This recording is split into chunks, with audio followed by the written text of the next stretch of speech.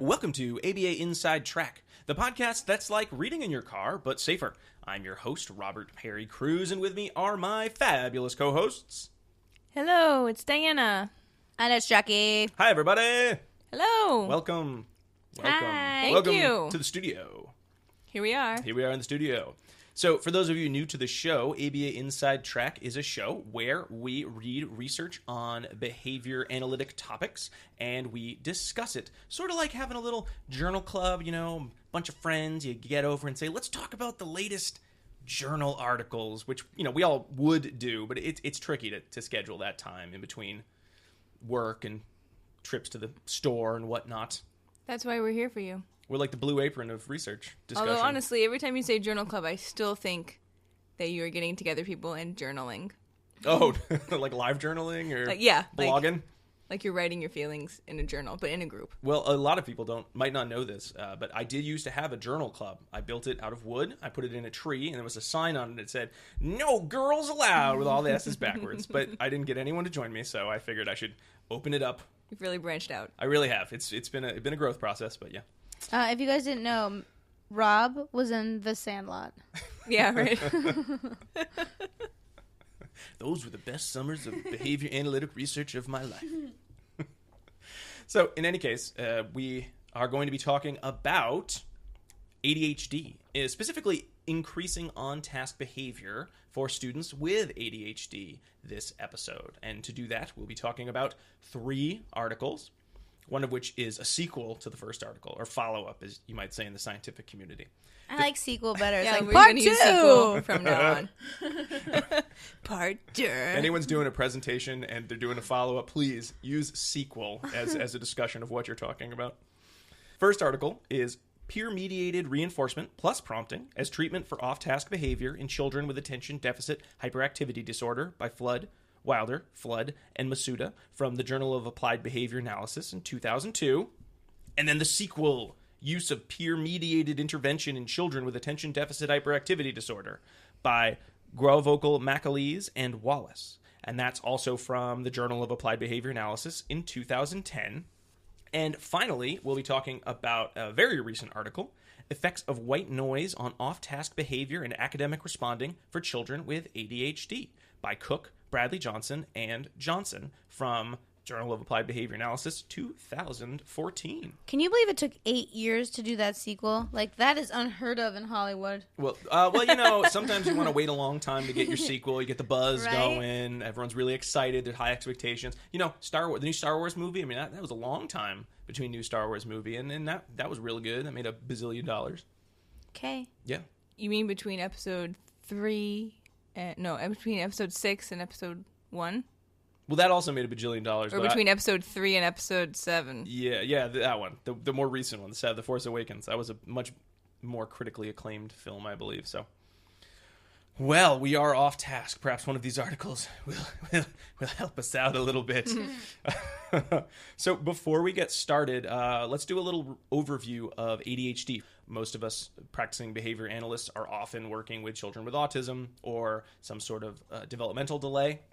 Not all of us are working with students with ADHD because it's usually, I think, considered the realm of medical practitioners and psychologists, at least from what I have seen. But it doesn't have to be. It does not have to be.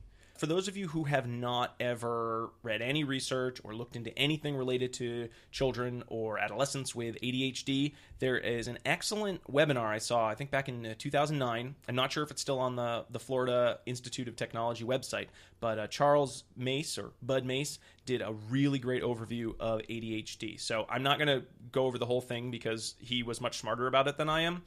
So I'm just going to very briefly kind of sum it up. I also would like everyone to be able to write in some errata for our next preview episode of all the things I probably will get wrong. You don't give yourself enough credit. All right, so here we go. So in terms of attention deficit hyperactivity disorder, it is considered a chronic condition. There are a lot of symptoms. I think we all know sort of the kid who there's got his motor running and he's always up and moving around. And that certainly is one of the symptoms you might see of ADHD, but it also deals a lot with impulse control and self-control. And I think that's usually where a lot of the really challenging behavior kind of can come out. Nobody likes it when the kid gets up and starts walking around the classroom, but, especially with younger children, lots of children are doing that. They don't have a diagnosis of ADHD. It starts to get a little stranger as the kids get older and you're expecting them to sit more, but I find, at least in public schools, most teachers can tolerate the child who just needs to get up and walk around a bit. It's when they become kind of belligerent, refuse to do activities. That's what? I love it when you call children belligerent. Like, usually I think that word is reserved for, like, old drunk people and not necessarily, like, children. I like that. Belligerent. But that was just funny. Like, belligerent children stumbling around, making crude jokes to their neighbors.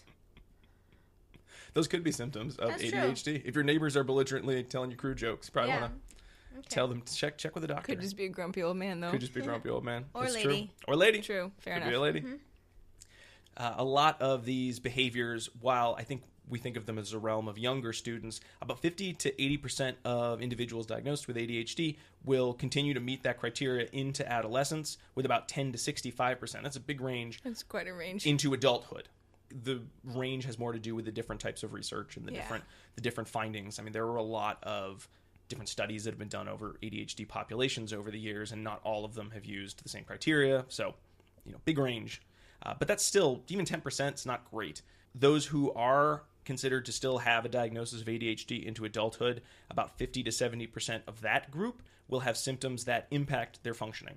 So even though I think a lot of individuals with ADHD have average or above average IQs, they have a lot of skills, if they continue to have that diagnosis because maybe they were untreated or it never became a big issue, might still have real functioning issues when they grow up, when they're out in society.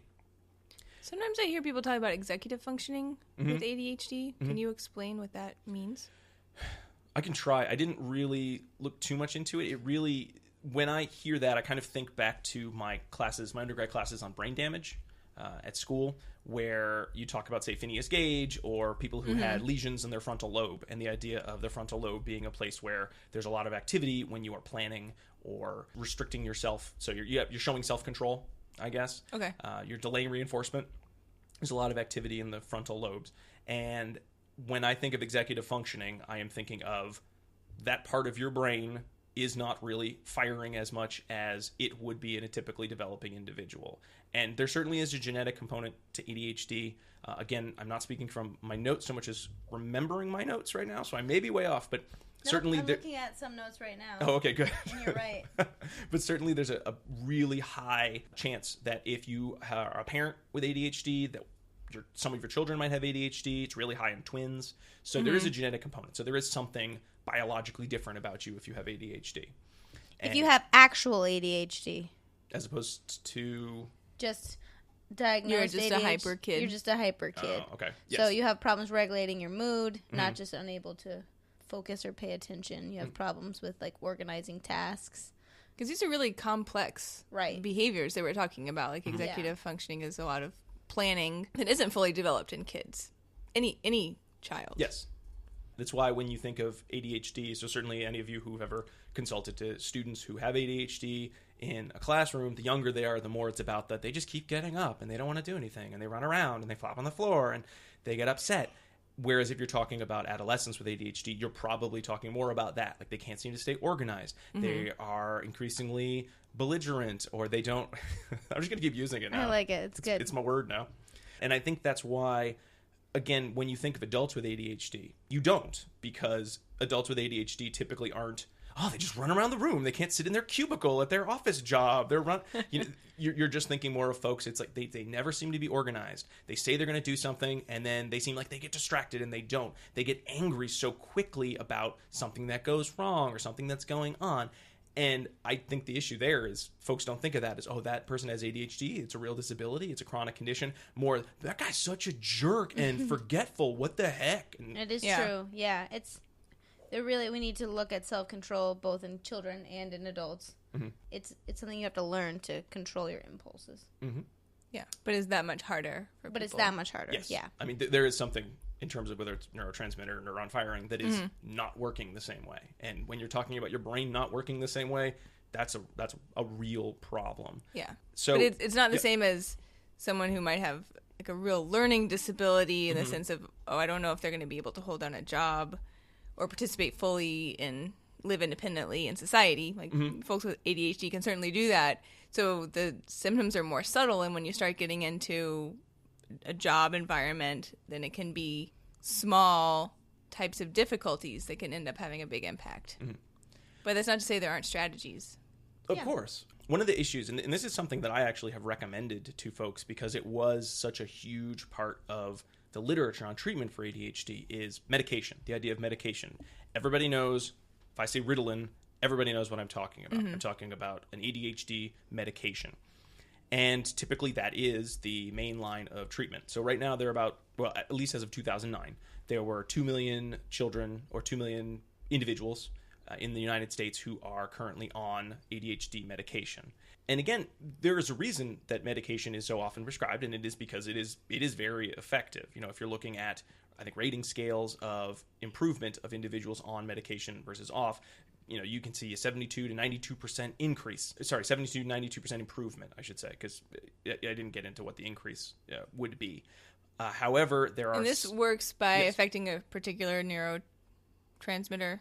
The theory, and again, I think when we talk about medication, it is not an area of expertise for me, and I think a lot of what even the experts will tell you about medication is guesswork. We do not know a lot about the brain as humans. We know a lot more than we used to, but we don't understand how a lot of medications work. But as far as I've ever heard it, and that's heard it, I don't know if it is actually true, it does affect the neurons in your frontal lobe, and it does get them firing better, which means you are physically, or neurologically, physically, I guess it'd be physically as well, able to access that part of your brain to allow yourself a better sense of self-control, a better sense of impulse control, better executive functioning. That's the hypothesis. I can't say for sure whether it's tested the same way. I'm sure they've done MRI scans and all that jazz, but I know even things like Prozac that have been around forever, a lot of what we know about how does Prozac work is sort of hypothesized, and we saw some scans, maybe it's kind of like this, or this kind of explains this, but it's not sort of causal quite as much as I think we would like to see. Okay. I'm sorry, I don't want to speak too much like I'm an expert in the field. I did a webinar and some research. I'm not going to be able to tell you everything about it.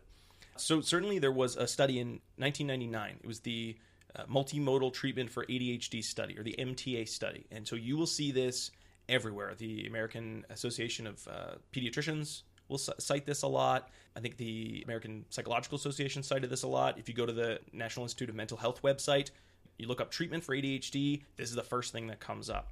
And that was a huge, huge study. They were looking at between subjects designs, studies comparing medication, specific medication use, to behavioral interventions, to behavioral interventions plus medication, to community care, which as far as I can tell is just could have been medication, could have been behavioral treatment, could have been both, which I don't think the greatest control, but hey. And it showed that medication had a really, really, really strong effect. And I think you also got a good effect with behavioral intervention plus medication. You didn't quite as good an effect with just behavioral interventions. Community care, again, not quite as good. All of them showed an improvement in all of the overall improvement, absolute improvement. But this really became the study for, well, if you have ADHD, you need medication. That's all there is to it. That may be true for some cases. It may be true for some folks. But again, when we're talking about medication, we're talking about a disability you might see in children as young as 4 or 5. And I don't think we want to be medicating children that young, especially if it's the sort of thing like, well, you might need Ritalin for the rest of your life. I mean, that is an incredibly long time to be on medication. And we know there are always side effects. There's always something that happens when children are on medication for extended periods of time. Certainly there's, the ones of, well, if you're on any stimulant, you might not sleep. You'll probably lose weight. But sometimes it doesn't work. In some rare cases, people have had psychotic thoughts after taking these stimulants, or have had stunted growth. I don't think incredibly stunted growth, but significant enough. And these are rare, but anytime you're dealing with medication, I think everyone would agree, if we could do something that's not medication, even if it's just till they're fully grown and we're a little less worried about how the medication might affect their bodies, we always want to do that. One of the articles that we sort of looked at very briefly, sort of just kind of preparing for this, was a nice meta-analysis in the Clinical Psychology Review, which, again, not a journal we read too much. Basically, what it talked about was why there might have been some issues with a lot of the meta-analyses done before, talking about why would you do medication rather than behavioral interventions, and the idea that they didn't use anything unless it was a between subjects design. And as any of you who are listening to this because you really want to hear more about research know, what is the primary way that behavior analysts do research into our treatments? I know. Oh, yes, go ahead, either of you. Single subject design. Mm-hmm. True that, girl. Yep.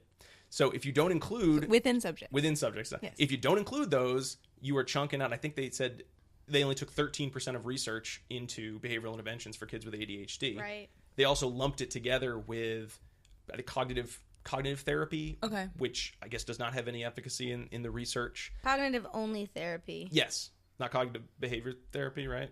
Just cognitive. So they lumped behavioral interventions with that. That would be pretty different. Yeah. So there's the sense that it potentially washed out any effect that the behavioral interventions would have. And then looking at the meta-analysis that did include every behavioral intervention study, including between subject, including within subject design, you did actually see a pretty strong effect statistically. And I haven't done statistics in a while, so I skimmed that part.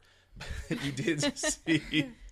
you did see an effect for behavioral interventions. Okay. And that study is Fabiano and colleagues, Clinical Psychology Review 2009. So if you want to read some statistics. But the gist of it was that perhaps, even though I think behavioral interventions in the past 10 years have sort of been seen as, I guess you could do those with medication, or, there are a couple things to do after medication. That would be one of them. Really, we should be continuing to use behavioral interventions, specifically for younger children, but even for older children, adolescents. There is still an effect, and we need to be continuing to look at that and making sure that we recommend that it is a part of treatment. It might not be the be-all, end-all, but it certainly should be a part of treatment. Yeah.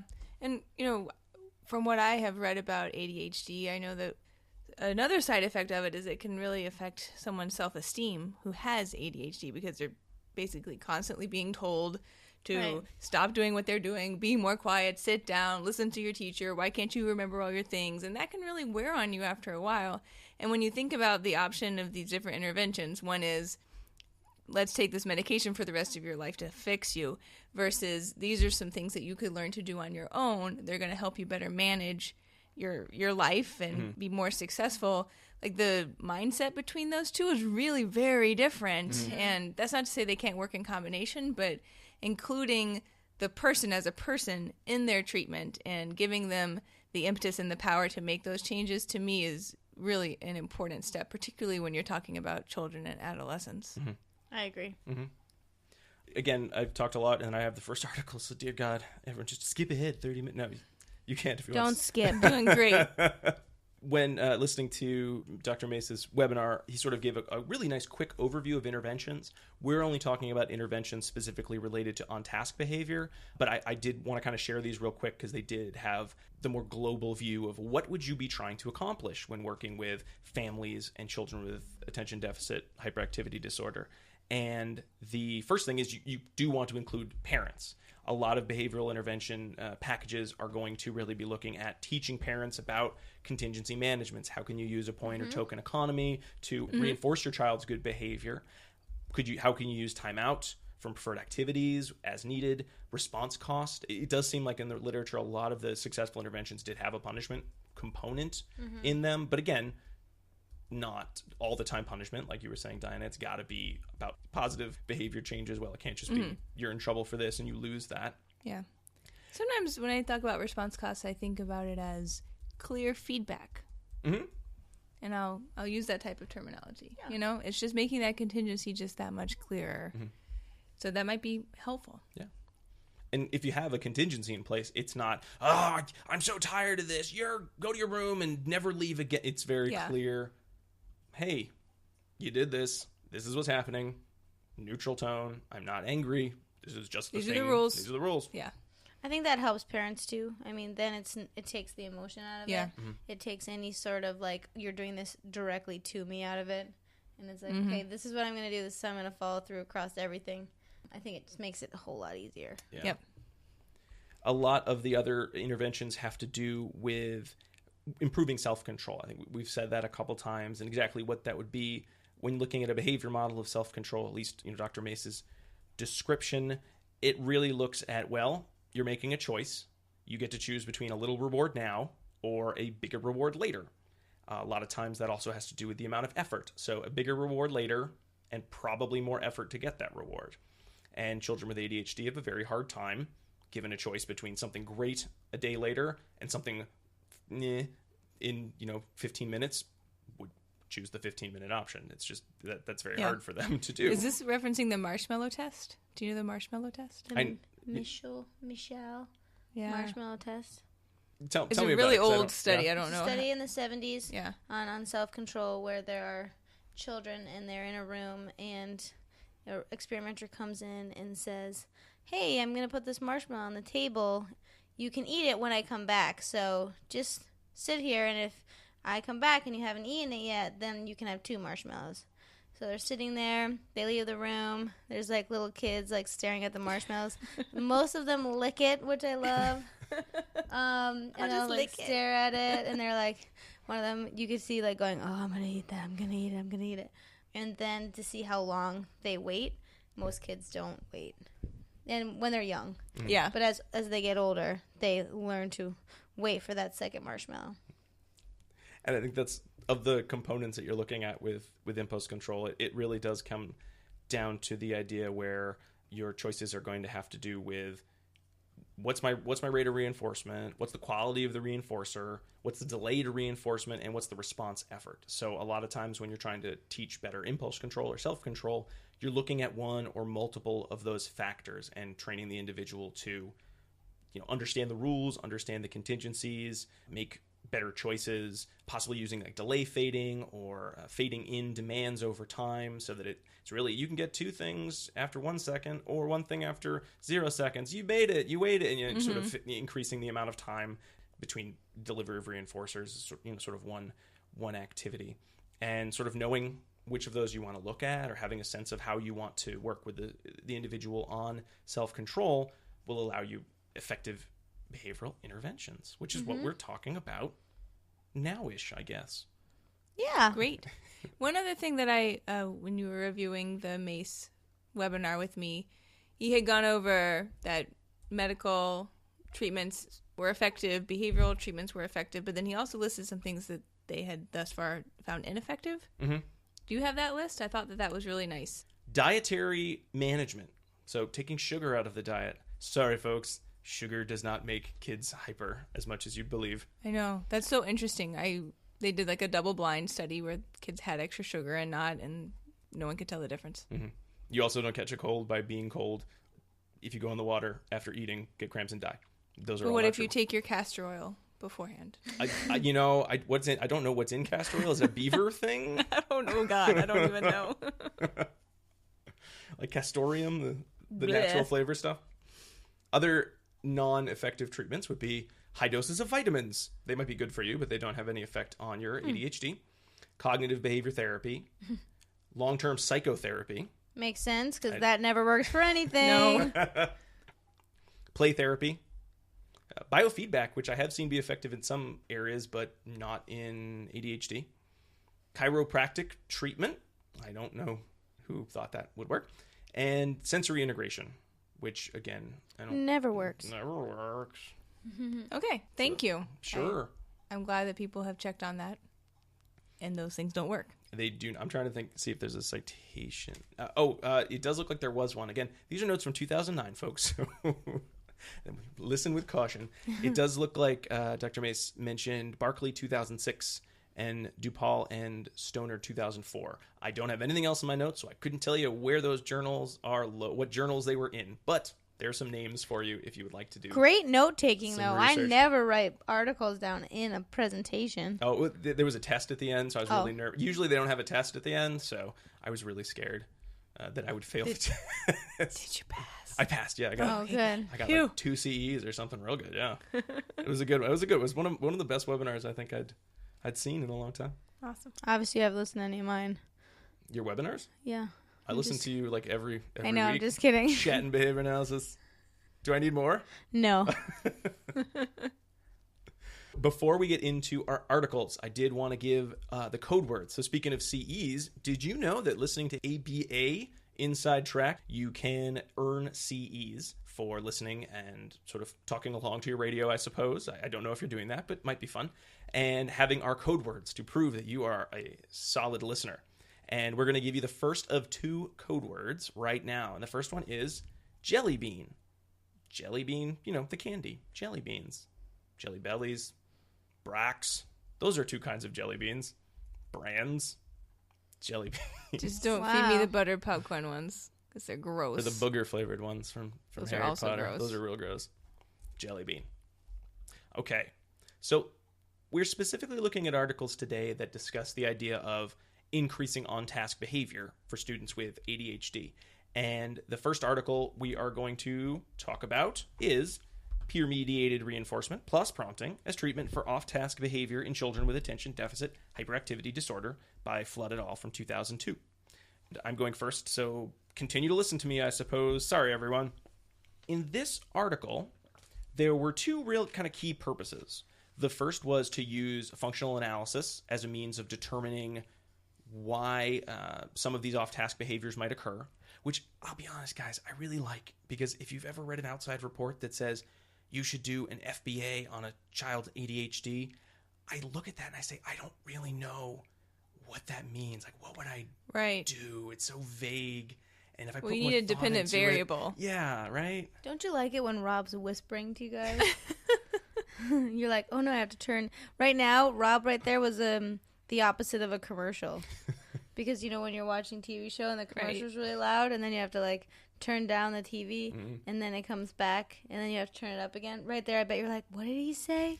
And you turned it up, and you're like, oh, he's being secretive. That's the inside track of the inside track right there. That is the biggest of the inside track. I did just really appreciate the idea that somebody said, hey, let's look at blank function, which was nice of them. And the other part was to see if, peer attention was a component of the off-task behavior, if it was one of the variables involved in maintaining high rates of off-task behavior, could peer attention help as part of the treatment? The initial parts we had are students who were all 10 years old. They had no medication. None of them were taking medication. And they all completed this study in a clinic room that looked like a classroom, is how they described it in the article. So they were not at a real school. And the dependent variable they were studying was off-task behavior. So they defined that as looking away from a task for 3 seconds, I think, unless they were counting on their fingers. They did a lot of math in these studies. Always had math problems. So similar to, I think, some of the trial-based FAs we talked about on a previous episode, they had some of the standard conditions. You had your attention, your control. They had 2 forms of escape. One was escape from an easy task and escape from a hard task. And then they also had teacher attention and peer attention, which, again, I think we'd seen in some recent trial-based FAs, but I hadn't seen too much, certainly as far back as this article in 2002. The activities always included some sort of a math, except for the control condition. So no matter what condition it was, the students were doing some sort of a math task, either an easy one, which meant that they could complete the tasks with like 95 to 100% accuracy on their school assessments, or a hard task where I think it was like 33 to 50% accurate. And so the attention conditions were very similar to what you would see in a typical FA, except some of the attention was given by a peer, some of the attention was given by an adult, depending on which condition it was. And then the 2 demand or escape conditions. The control had moderately preferred activities like crossword puzzles that the student could use, and the peer gave them attention. No, it's not. I think it was the adult gave them attention. The adult did. The adult gave them attention every about 30 seconds. And they also did an alone. Said, that's a tough maze, or good job. 3-letter word for great, it's you. Ooh, I love that. Thank you. I just thought of it. It's not in my notes. And then they also did an alone condition, which I thought was a bit strange. They had a one-way mirror. I guess they had to use it. So they had this child just sit and do math work by themselves while they stared at them through the mirror. Okay. But that's not unlike having, independent work time in the classroom. No, right. That's true. That's true. So, except the teacher's usually still in the room at the time, though. So not always. Really? Maybe she had to step out. And they don't have a TA or something? Teachers have bathrooms too. Yeah. Okay. So, hey, okay. I'm sorry, Flood, at all. I shouldn't have questioned your alone condition. I apologize. So, in terms of doing, completing the FA, they found for 2 of the participants, Amy and Steve. Steve took a little bit longer, but Amy, pretty much immediately, you saw higher rates of off-task behavior during the alone condition and the peer attention condition. With Steve, it was a lot of the alone condition, but over time was also the peer attention condition. And then Paul, who is going to be a little bit of a research rascal throughout the study, took a while, but eventually showed differentiation for the peer attention condition. So with one outlier in the alone condition. Yes. That's high. That's true. Yeah.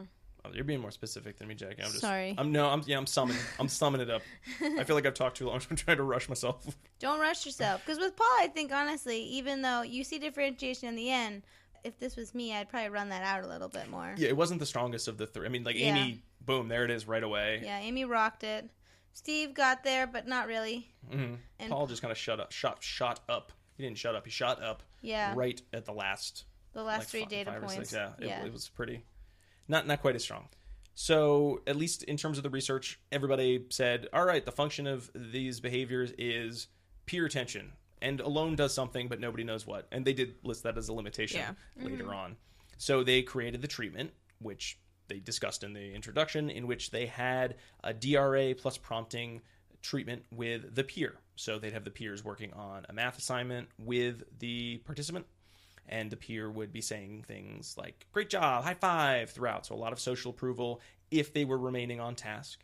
If the participant went off task, the peer would prompt them to be on task. Come on, let's go, let's do it. If the participant continued to be off task, then they would withdraw eye contact and all verbal interaction. And that was the treatment. So very straightforward DRA. With Paul, they did not see the same responding as they did with the other participants, so they added in contingent preferred items. So if he finished a page of problems, he would earn time with a preferred item, and he actually got that at the end of the session. So he'd do whatever pages and then earn his break. So when you're looking at the results, it was a withdrawal design. And when you're looking at the results, you see Amy and Steve, pretty much immediately with treatment have a huge decrease to pretty much near 0 levels of off-task behavior during the tasks. When they withdraw treatment, their off-task behavior goes back to baseline levels. With that Paul fellow, you did not see that same drop-off. It was sort of a moderate decrease. Then they added in that contingent reinforcement for the completion of tasks, and his rates of off-task behavior also went down to near 0 rates.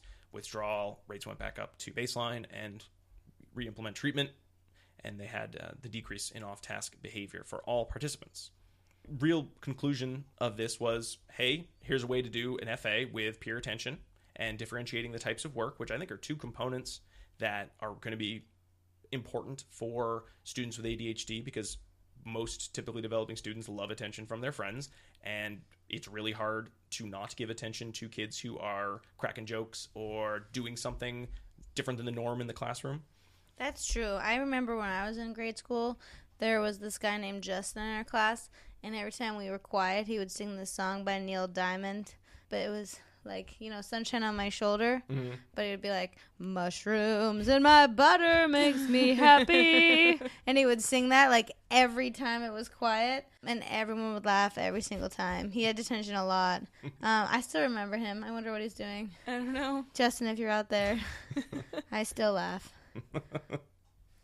Then also the use of the peer attention as part of the treatment. Yeah. Nice study, pretty straightforward, pretty simple. The biggest limitation I know I noted really, really fast when I saw the setting was how much generalization will you get from this treatment? Because it was done in a fake classroom with, I'm hoping they weren't fake peers, but they may have been kids that we don't never know. seen before. They don't tell us. I don't say. love that. Yeah. It's a Confederate. They don't tell us anything about the Confederate. They don't tell us ages. They don't tell them what, like, if they were girdles, if they were. That's like weird, because usually if you're gonna replicate something, you're like, here's what our Confederate looks like. At least, like, what if it was an undergraduate that they pretended looked like a 10-year-old, right? I mean, they have a ball cap on. Yeah, they're like, what up? Let me skateboard over to you. And the kid's like, I got some Go-Gurt. Yeah, obviously this is an adult. Danimals. This is not like First Kiss here when Drew Barrymore goes back to high school. Oh, yeah. That was a movie. That was a movie. I don't remember that one. I remember okay. Billy Madison, though. But yeah, so I was like, what? I can't believe that happened. Mm-hmm.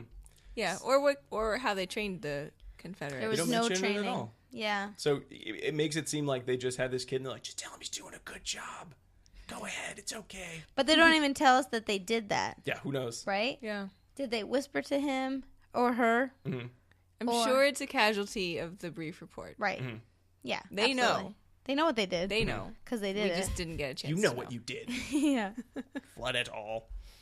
Yeah, that's a huge limitation because, again, it's great. Yeah. You ran the FA, I think, makes more sense. I think that is more, you look at it and say, okay, yeah, this probably will work in other settings. But the treatment itself sounds promising, probably would work, but that's that huge component, too, Right. of it's easy to do any treatment in these clinical settings, but you try to get a teacher to do that in a classroom of 20, 25 kids, and you've probably got a few kids in that classroom who are on IEPs, and you're trying to implement something like this. It may not work, and no one wants to do something complicated or that takes time or that takes a peer has to help out or be a part of something unless they know this is going to work, right? Like this is it. This is going to help this kid forever and ever, and I'll be a good teacher, right? If you say, oh, no, they did it in a hospital once. Yeah, it was great.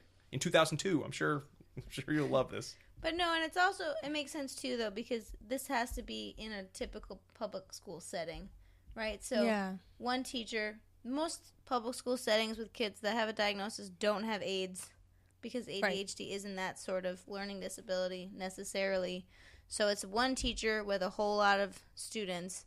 And even if you know that this DRA is going to work, you may have that one kid that's still like snickering, right? Oh, Like, definitely. you're going to have like one kid, even if they don't say anything out loud, but like eyeball to the other peer, or they're like, they give like a half smile and they talk about it on the playground. Like that may function as a reinforcer for that kid. definitely. And you can't get rid of like, oh, I saw you eyeball that other kid. Like she can't be watching everybody's eyes. Yeah. So, I mean, that was one of the limitations. The other was, what's up with that alone condition? I mean, the authors sort of describe it away like, yeah, when you're not paying attention to kids, they don't do as much work as they normally would. But they realize, well, maybe, is there something to that? Like you said, Diana, kids are often not working with an adult looking over their shoulder. And if the peer attention piece does decrease their off-task behavior, that's great. But they're probably not always going to be working in a group or working with a peer. So what happens when they're not? How do you give them that reinforcement? And we know that there'll be a lot of off-task behavior in those situations. So what do you do? Right, but they also said, well, that's probably typical to have off-task behavior if there's no teacher present. Especially for 10-year-olds. Yeah, they're like, why would I do this? There's no one here to tell me to Adults do it. even do that too. Like, right when your boss is gone for the day, you're like, I'm gonna Facebook all day. I don't do that, but Of course not. Yeah. I actually don't. no, I Really actually don't either. I got a lot of stuff to do. Yeah. Mm. My to-do list is like 700 pages long. So. Guys got good self-control. Well, what can I say? In summary, that was a nice look into possible treatment, but there are limitations, not so much to the research itself, I guess, but more to the utility of the research. And that's not to knock it or anything. It's just the truth of it is. They said it that too. Yeah, they knew it. And I think more and more, and I appreciate a lot more studies that are looking at clinical settings, really lay out, like, listen, this only worked in this really controlled area. We got to do a replication. And I'm seeing more replications in real life settings these days, which is great because nobody likes to read that article where everything was controlled and it worked well. Let me try it in my setting. Oh, it's a disaster and failed, and I feel like an idiot. I must have done something wrong. And it may have been, well, no, it was not a treatment you were going to be able to generalize just reading it right off the page. You probably had to do something extra. And then there was a sequel in 2010, which, Jackie, you're going to talk about. Yeah, I'm going to talk about this one. Who are the authors, Rob? Grauvogel, Macaleese, and I just didn't Wallace. know how to say that name, so... I think it's Grauvogel. I think you're doing great. Yeah, that sounded good. Thank you. And that's the use of peer-mediated intervention in children with attention deficit hyperactivity disorder. Very similar title. Yeah, very similar title, and they do very similar things. The purpose of this study really was to replicate and extend that previous article that Rob just talked about. Use the functional analysis procedure with peers in an after-school program, so not in a clinic setting, and to look at the research on peer-mediated interventions for problem behavior maintained by peer attention. So in this study, I think they did a nice job of solving some of our quandaries with the 2002 article. They used 3 participants who had a diagnosis of ADHD. They were 8, 6, and 10. And then they described their confederates. So they had Howie, Brian, and Jeffrey, and they were of similar ages, 9, 7, and 10. And they did not have ADHD. So they were just typically developing peers. They were actually chosen by the other participants as friends in the classroom that they'd want to do homework with. And the teachers were like, yeah, these are okay. So I think that's kind of nice. Yeah. Only Zane was taking medication for ADHD at the time. Sessions were 5 minutes. So this is one of the limitations of this study, I believe, is that that's not very long. Yeah. So, like, a lot of people can do anything for 5 minutes, and it may not be very effective if you can do it for 5 minutes, and then for the rest of, like, the hour-long after-school program, you're, like, underneath the table or running around the classroom. Right. Belligerent. That was one of their off-task definitions, wasn't it? Talking about subjects unrelated to homework, leaving or falling out of the seat, wandering around the room, leaving the homework area, hiding behind objects, and crawling under tables. So it turns out there was a lot of going under tables. It was an after-school program. Right, that's true. They probably were not the only ones. No, I agree. Yeah, there was probably some chaos happening. Yeah. So yeah, one thing I love about this is that the off-task behavior was clearly off-task. Like, they were not doing their math homework underneath the tables, hiding behind objects, or falling out of their seat. No room for error here. And they used 10-second intervals to record their data. Then they gave us a percentage at the end of off-task behavior. Another thing that I love that they did that the 2002 study did not do, they rated procedural integrity data on peer responses during the functional analysis and the treatment. So whether the peer responded correctly or incorrectly during the interval to the subject or the participant. And they also did peer and staff training and specified what that looked like. Excellent. Yeah. Way to go, you guys. All the missing pieces. They didn't do behavioral skills training. Okay. They left out some pieces. They only did role play and modeling. So they didn't have our instructions. But I think they hit the basic important features. One thing I kind of wish was a little bit stronger is the training phase here was only 80% accuracy. I wish it was a little higher just because it may have improved procedural integrity. True. But procedural integrity was fine. It was between 94 and 99%. Okay. So it's fairly good. Yeah. But I bet if they made like 90% accuracy during the training phase, you probably would have seen maybe slightly higher procedural integrity. Yeah. And these pagers, right? Yeah, they had pagers. So in the training phase, if the confederate did not respond to the participant, they had a vibrating pager inside their shirt that prompted them to engage in the response. Some fancy stuff. Yeah, I know. Pager salesmen got to do something this day and age. Right? That's amazing. That's really funny. Get your pager here. I wish they'd had those tiny little secret agent microphones. Yeah, I in bet their they ears. do too, right? That would have been really cool. I bet they would now in 2016. So this was in 2010. Right. They didn't have those yet. Times have changed. That's awesome. So the first thing they did is they conducted a functional analysis for each participant.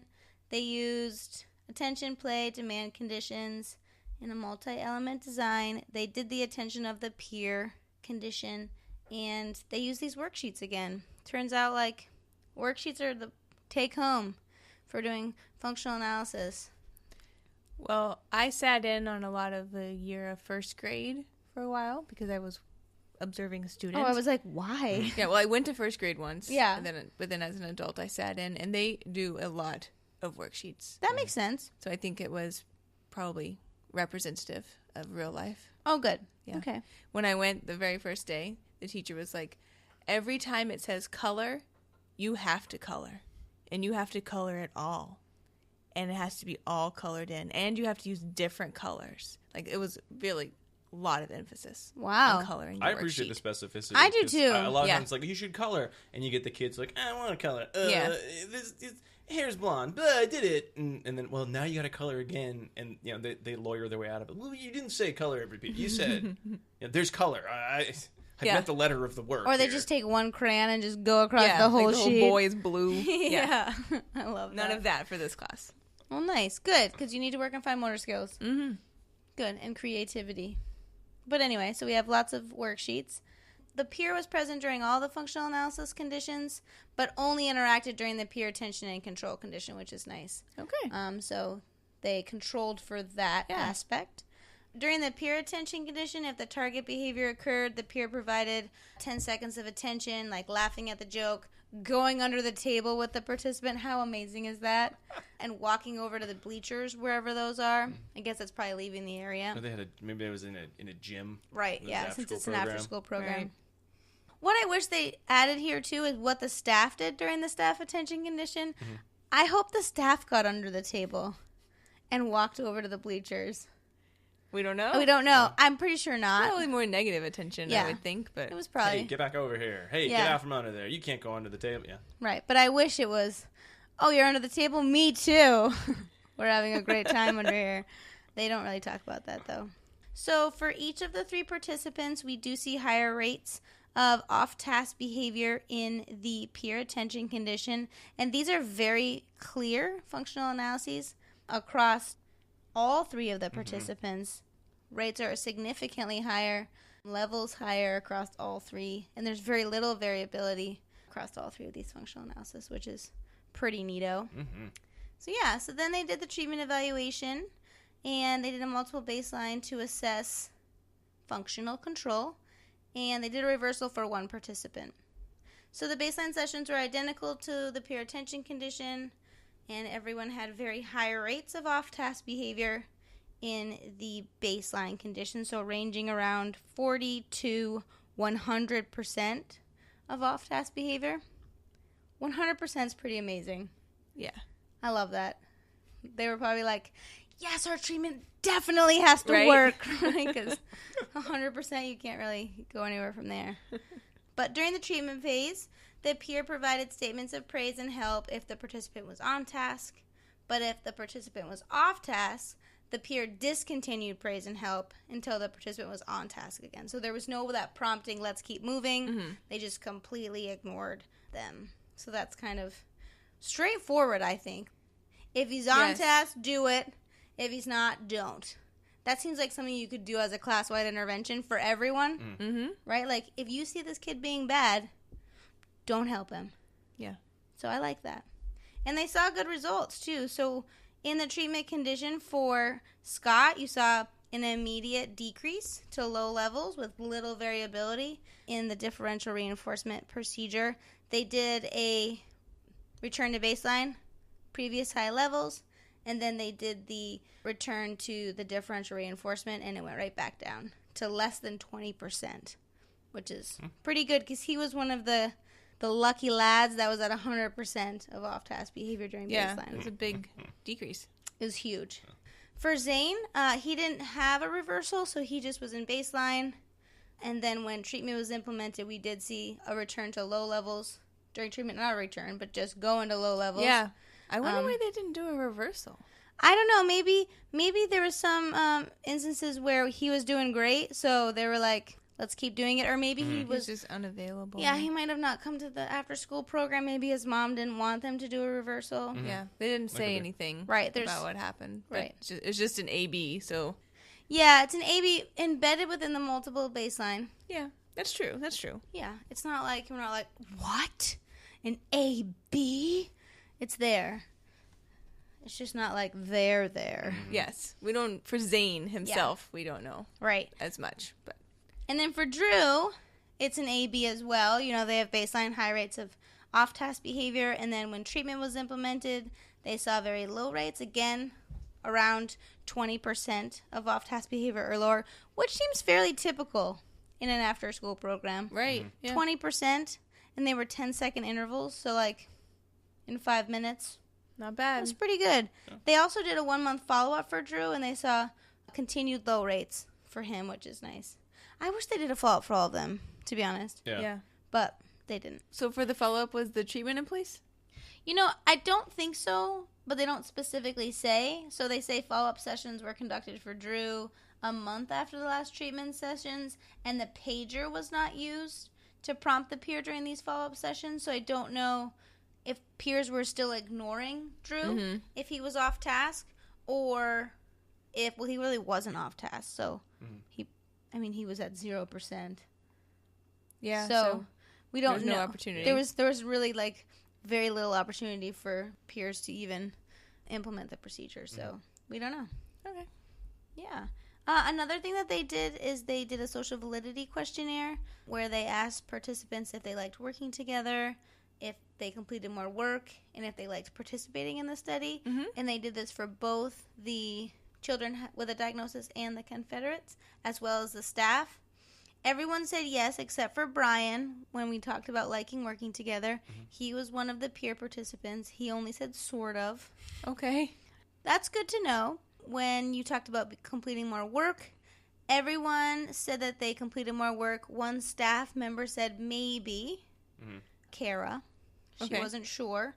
For liked participating, 2 of the 3 participants sort of liked participating.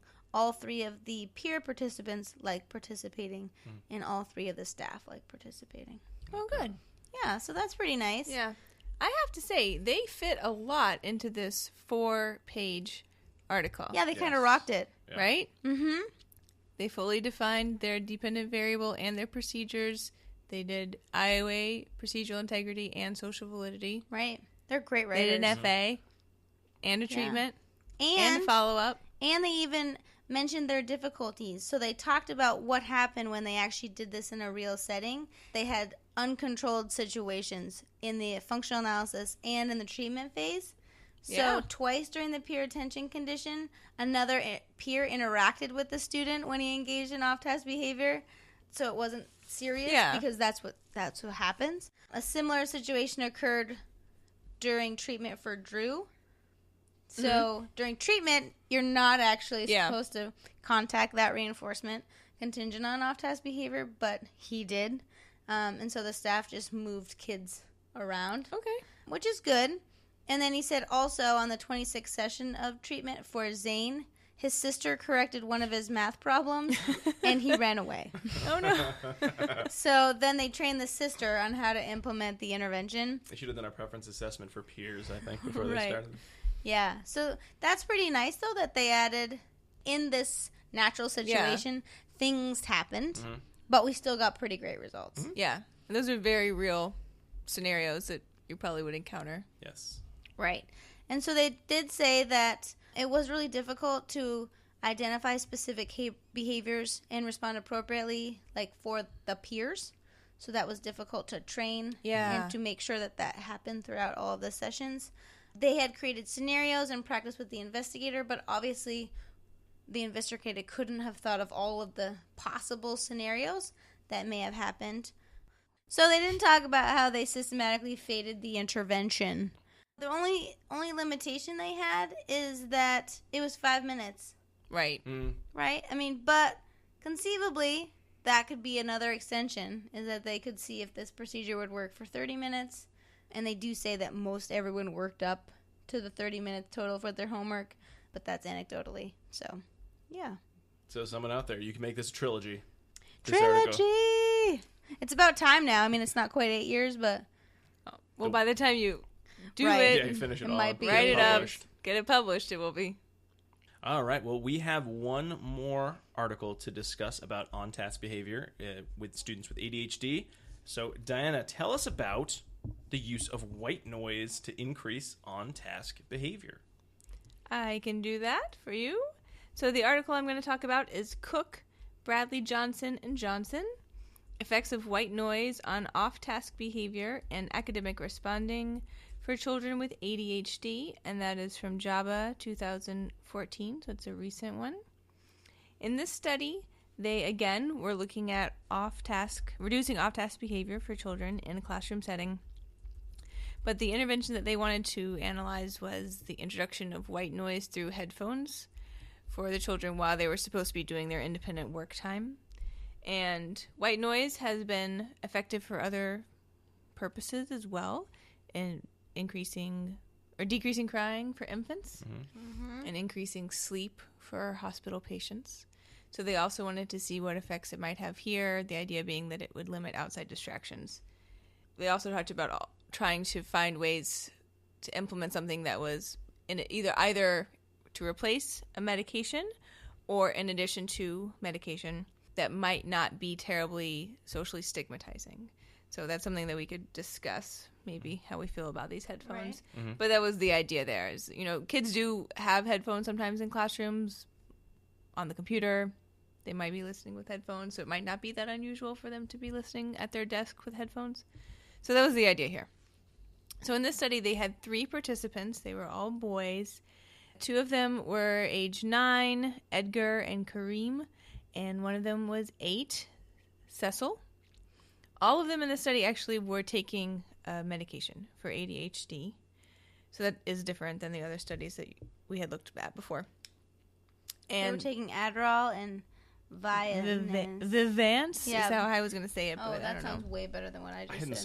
I hadn't seen that brand before, so I just thought one of the kids was named Vivance for quite some time before. It's like, that's an interesting participant name they've made up.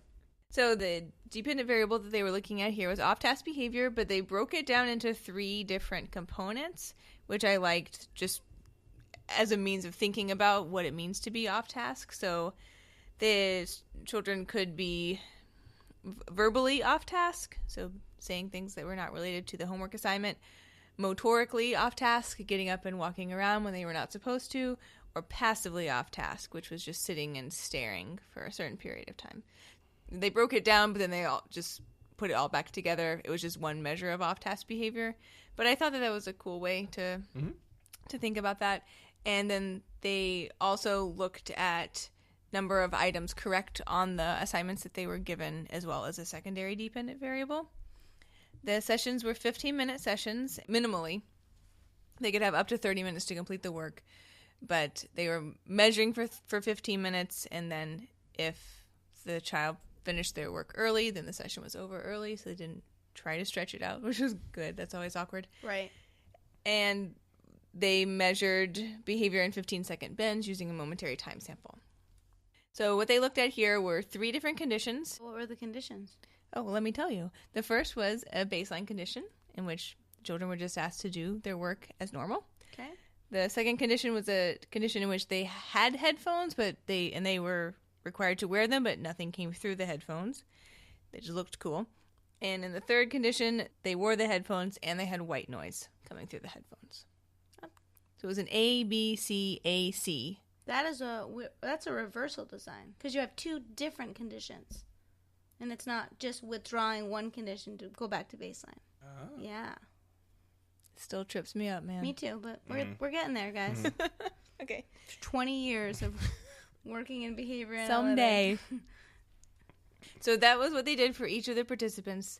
Baseline, headphones only, white noise, back to baseline, and then they reintroduced the white noise. Because it was most effective, I bet. Exactly. It Right. was. That is the moral of the story, is that the white noise was the most effective at both decreasing off-task behavior and, to somewhat of a lesser extent, increasing the number of items correct. So I can break that down a little bit further and tell you more about what they were looking at. They also held the academic task constant across, during each session, so that they didn't have that variable to compete with. I like that. Yep. And what I didn't tell you is that they used the Brookstone Tranquil Moments Jr. white noise generator. Ooh. Yeah. So that detail is definitely here for anyone looking to replicate the study. With the volume taped so the kids couldn't futz around with it. I like that. Yeah, they have exactly what level it was at, the type of headphones they were. They were Sony headphones. We know all of those details, so that's good. And this, I assume, would be available at your local Brookstone, except that ours closed. Is Brookstone still a company? I've seen them in another mall, I Yeah. think. They're I totally think still a we company. saw them somewhere. Okay, they had some great closing deals, liquidation stuff happening there, but I missed my chance, so I can't replicate it to that degree, but you could probably use any type of white noise machine, would be my guess. When I first read the title of the study, I just thought it was going to be white noise for the whole classroom. Huh. That would be interesting. Which might be a way to do a interesting extension on this work. But I don't know if that would work or not. I don't know. I mean, I think in the discussion section, the authors talked about what could have been happening with the headphones and with the noise. Was it, did it help minimize discrimination of it's time to screw around, or serve as an abolishing operation? So I feel like that would potentially cause some other problems if you did it classroom wide, because you'd be talking about a lot of possible different functions for off-task behavior. Or everyone could have headphones on with white noise coming out of them. So it wouldn't have to be like, oh, I'm going to put white noise on at the front of the room so y'all can hear it. Mm-hmm. But everyone would be like, okay, time to put your headphones on.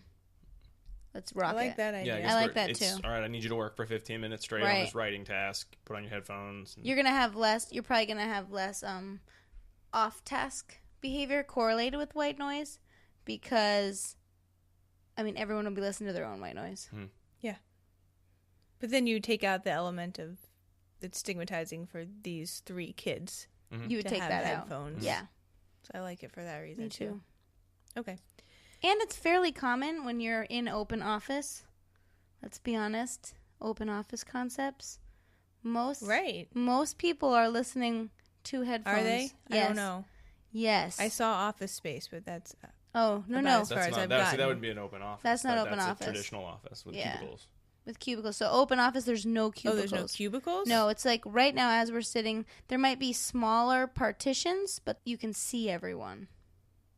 Oh. So it just kind of is like, here's your desk and your desk, and you're all sharing a desk. Open office would be characteristic of our studio right now. Gotcha. Where we're all sitting at the table and we're all staring at what we're all doing. Gotcha. Okay. So most of the time, I'm picturing like those old main offices when everyone had secretaries and they were all typing. No. Like in Mad Men? I don't know if they have areas where everyone could kind of... Yeah, like everyone, all the typists were just sitting together and typing in one big room. I guess that could be it. one. Yeah. Anyway. Google didn't revolutionize. Then you could probably really use some white noise headphones because everyone's typing. It'd be really loud. Mm-hmm. All right, let me tell you more about the results so I can give you a little more detail on that. So the first participant was Edgar, and we were looking at, again, those 2 dependent variables. The first one was how many items did he get correct on his assignments, and the second was what percentage of the intervals was he off task. So his baseline had off-task levels hovering around 30% of intervals. Items correct was moderately higher. With headphones only, there was no change in his level of off-task behavior, and he actually had slightly lower levels of correct responding with headphones only on. No clear reason why. When they implemented the white noise treatment, intervals of off-task behavior drastically reduced down to 5% pretty much, and number of correct responses increased. A return to baseline saw varying levels of behavior slightly higher than with the white noise in place, but not quite as high as the initial baseline. And then when they went back to the white noise condition as their final condition, number of items correct was high and off-task behavior was very, very low. So it looked to be really successful for him.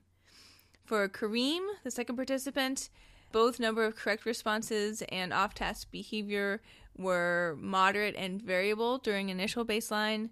When they put the headphones only condition in place, off-task behavior was actually on an increasing trend. When they added in the white noise, off-task behavior decreased to between 10 to 20% of intervals, and items correct was at 100%, so that was good to see. Return to baseline saw very similar levels to the initial baseline, and then finally they put the white noise condition back in, and it looked beautiful. Off-task behavior was really low. Items correct was really high. And then for the final participant, Cecil, initial baseline, he actually had high levels of correct responding throughout, so his off-task behavior didn't seem to really have that much of an impact on his actual correct responding. It was just his off-task behavior. Which could be. If you just start staring off into space, you may still get a lot right and still do well with the task. You just might be a little slower. Yeah, exactly. So that didn't change too much throughout the conditions, but for off-task behavior, It was moderate during the initial baseline.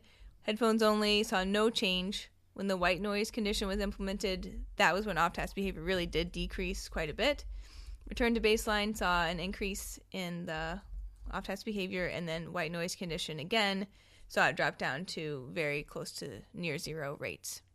Correct. So it was really effective for all the participants. Mm-hmm. That's all we know. Correct. We don't know if they liked it. We didn't ask them.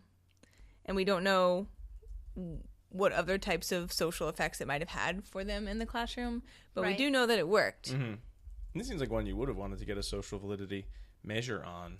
Did you like wearing headphones and having a big machine under your desk? Yeah. Looking different than everybody? Yeah. What'd you think? I think a lot of kids think headphones are really cool. Are they, though? I think they are actually now.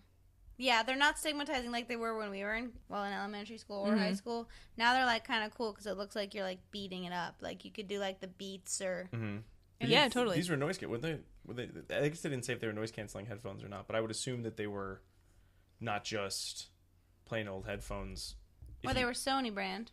Yeah, they were the Sony MDR-E818LP Fontopia headphones. Okay, so maybe they're just normal headphones. I would just assume they wanted something that really captured the white noise. There's a fun extension. That's Try to all get I a know. grant for lots of different headphones to do this, do the replication. I don't think you're going to see any I difference. need Beats. I need earbuds. Beats by Dre. Yeah. Totally need those. So that's what we know from this study. It was short and sweet, but I think a nice addition to what you guys had been discussing before. This was an environmental modification that could be done, didn't involve a peer. And this was intended to be time in the classroom where they were supposed to all be working by themselves. So there wasn't that opportunity for peer mediation so much. It was supposed to be quiet time. So this seems like a great modification for students. One of the main limitations to me is that they didn't do an initial FA. Mm-hmm. Right. So we don't have that information, and in their discussion, that's something that they lament. Because while they got some really nice results with this, it's unclear exactly how the white noise was functioning to decrease off-task behavior. Right. They made some proposals in that perhaps it was functioning as an abolishing operation for teacher attention because it was harder to hear what the teacher was saying. Perhaps it decreased the reinforcing value of escaping from work because it was that much more effortful to do so. Mm-hmm.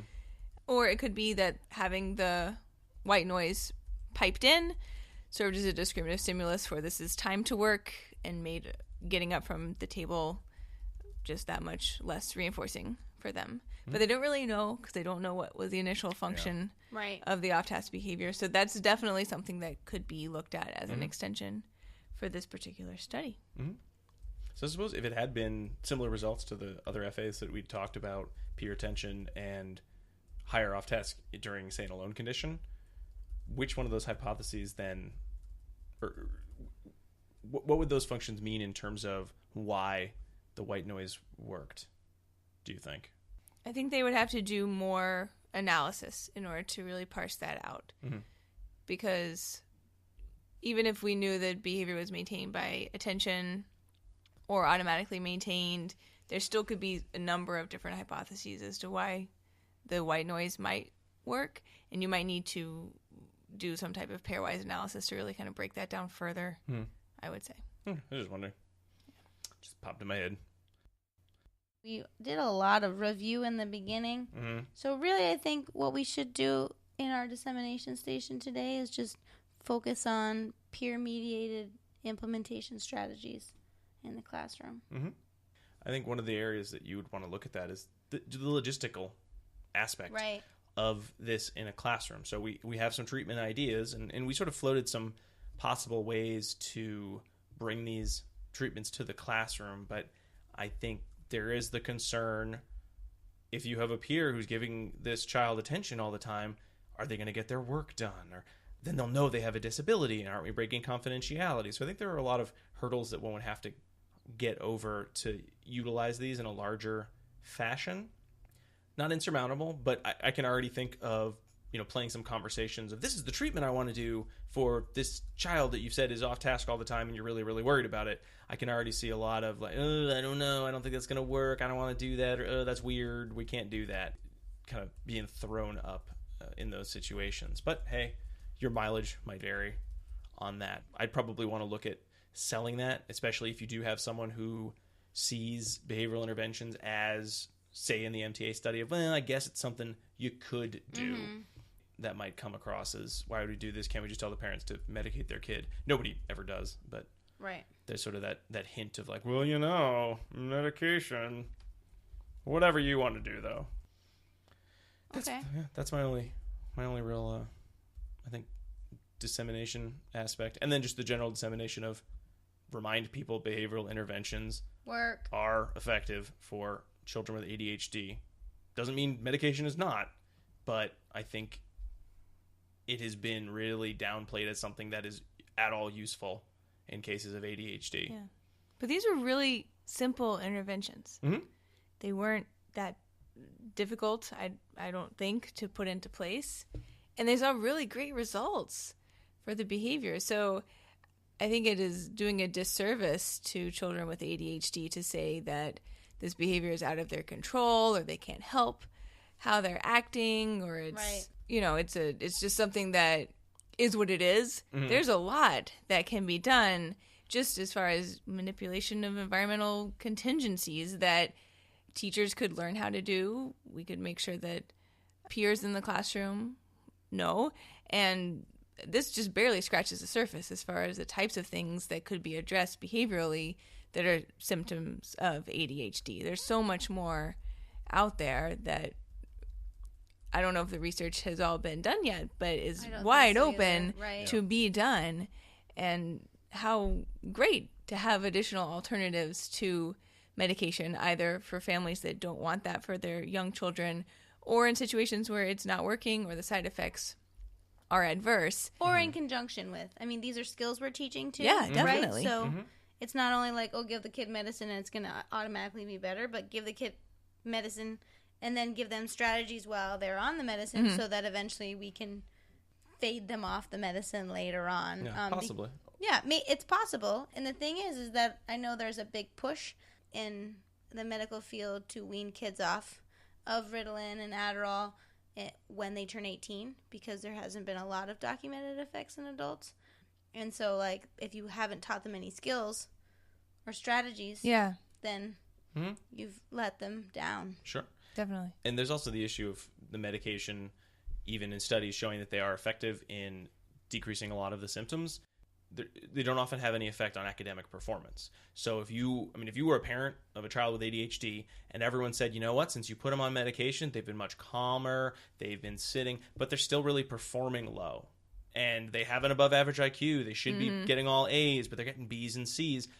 You know, a parent might say, well, what the heck? I'm using this medication like everyone's telling me to do, and my kid seems less hyper, but they're not doing better in school, because there really isn't any reason that it would. I mean, you could not be jumping up out of your seat or getting, frustrated as easily when you're on medication, but it doesn't mean you're necessarily going to be so on task. I mean, some of the kids in this study were already on medication, and they were still described as being frequently off task. So what do you do in those situations? More medication? Probably not at that point. Right. It didn't work the first time. I don't know if more or different is going to do it.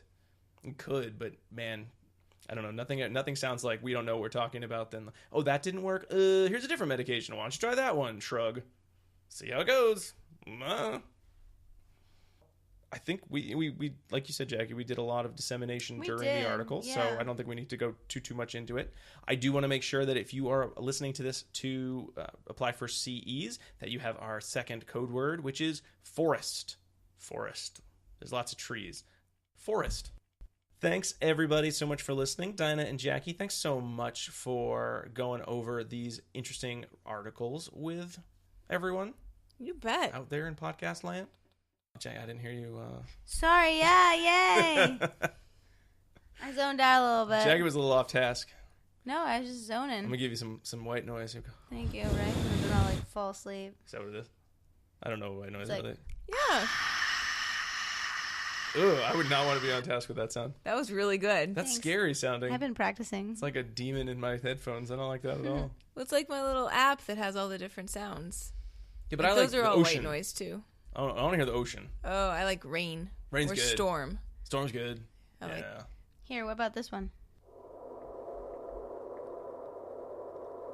Was that volcano? Celestial white noise. There's no sound in space. Yeah, what the hell? You can't have sound in a vacuum. That was good though. I liked that sound. Here's another one. Waterfall. Interstate. Oh, what about this one? Last one. This is womb In sound. utero. Oh, God. Yeah. You hear the mom's That's heartbeat. weird. I don't like that one. Ugh. Next week, we'll be talking about rebirthing therapy and how it could Wait a probably minute, what? kill you. I don't like that one. No, that's a creepy one. We had all the kids listening to the sound of the womb, and their on-task behavior just went up the charts. Oh my gosh! So I'm looking at like this YouTube thing. It just went down a black hole real bad, and you can. It's look- good. It's good that you're looking up YouTube while we're recording this I know. professional I podcast was for just- everybody. I was doing the white noise. Oh, yeah. And then on the side of the celestial white noise, it says "Soothe your crying babies." 8 hours of white noise Oh, for wow. infants. Ooh. Well, that's just so you can leave it on all night. I know that's just a lot. Babies get laptops so early these days. I I can't know, believe right? it.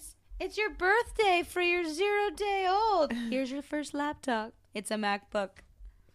But anyway. Not a MacBook Pro, crying baby. Oh, well. Well, that's it. Oh, sorry. It just turned on and I didn't mean it to. It's off now. Well, that's it for another episode. Thanks to everyone who is listening to the show. Thanks for everyone who's applied for CEs through us. We really appreciate it. Thanks to Jackie and thanks to Diana for your participation and all your knowledge. Oh, sure. Thank you. If you'd like to find us online, we're at ABA Inside Track pretty much everywhere, Twitter and Facebook. You can email us at abainsidetrack@gmail.com. And we've actually been getting a lot of really nice emails with some interesting topics. So if you have a topic that you think would be great to cover, please do not hesitate to let us know or to post on our Facebook page. Yeah. We would definitely appreciate that. All right, everyone. We'll be back next week with our classic review episodes where we discuss our research for the following week's full topical episode. But until then, keep responding. Bye. Bye.